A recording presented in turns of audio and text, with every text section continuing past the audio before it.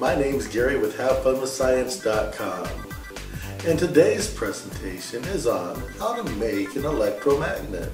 First, I like to start with a bolt, and then I like to insulate the bolt with electrician's tape. I do that because the insulation on a magnet wire is very thin, and I don't want the threads of the bolt to cut into the insulation and cause my electromagnet to short circuit. Next, wind the magnet wire around the bolt as neatly as you can. And remember, the more wraps around the bolt you make, the stronger the electromagnet will be.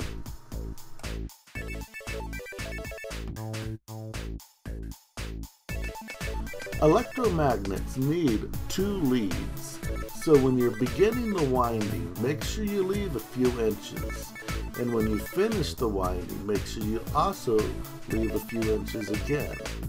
Now, the leads will need to have the insulation removed from them. You can use either steel wool, or if you know how to operate a knife safely, you can scrape the insulation off with a knife. Now, if you are doing this on your mother's kitchen table, make sure you use a chopping block to protect the table. The table I'm using I purchased at an auction very cheaply, and I don't have to answer to anyone if I scratch it. The bolt that the magnet wire is being wound on is now called a solenoid. And all the magnet wire being wound in a circular fashion, that's called a coil.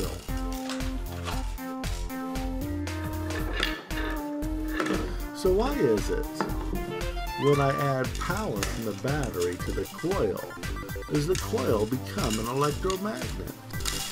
Well, all metal is composed of atoms.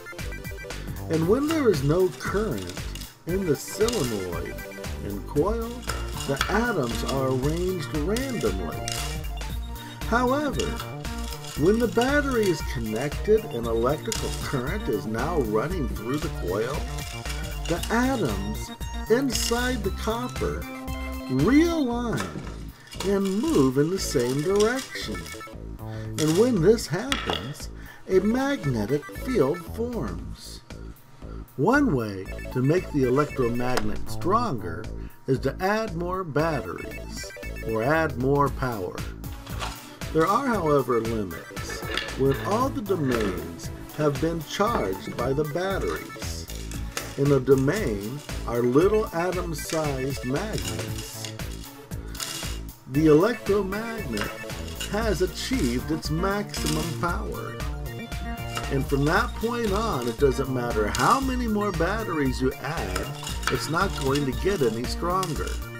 The only way to make the electromagnet stronger at this point is to increase the number of wraps around the solenoid and make the coil larger.